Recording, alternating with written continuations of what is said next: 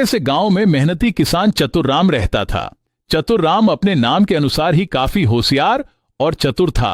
चतुर्राम ने अपना घर खेत के सामने ही बनाया था ताकि खेत का अच्छे से देखभाल कर सके। गर्मी का मौसम था और काफी दिनों से बारिश नहीं हो रहा था।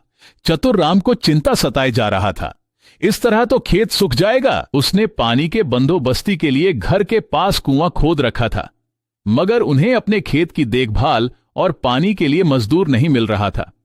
नतीजतन खेत मुरझाने लगा था। एक दिन जब वो शाम को घर लौट रहा था, चतुर्राम ने अपने घर के पास ही खेतों के पीछे छिपे कुछ संदिग्ध लोगों को देखा।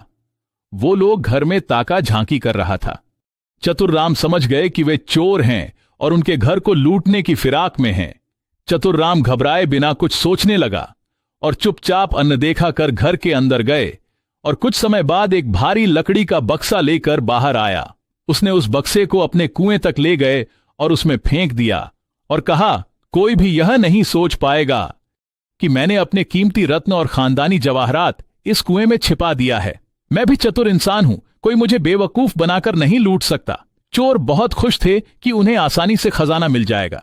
देर रात को चोर सीधे कुएं के पास गए।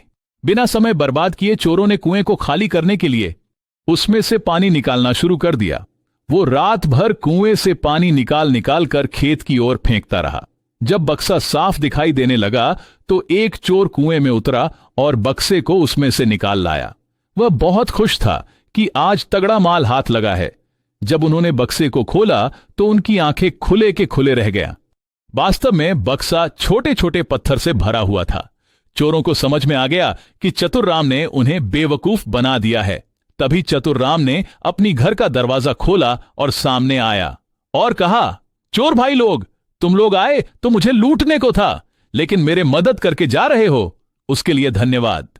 मैं काफी दिनों से अपने खेत के लिए पानी का जुगाड़ करने के लिए सोच रहा था। मुझे लूटने की चक्कर में तुम लोगों ने मेरा काम आसान कर दिया। वे जितनी जल्दी हो सके भागने के फिराक में था, लेकिन बहुत देर हो चुका था। सुबह हो चुका था और गांव वाले सब अपने घर से आ गए थे। सब ने मिलकर चोर को दबोच लिया और पुलिस के हवाले कर दिया।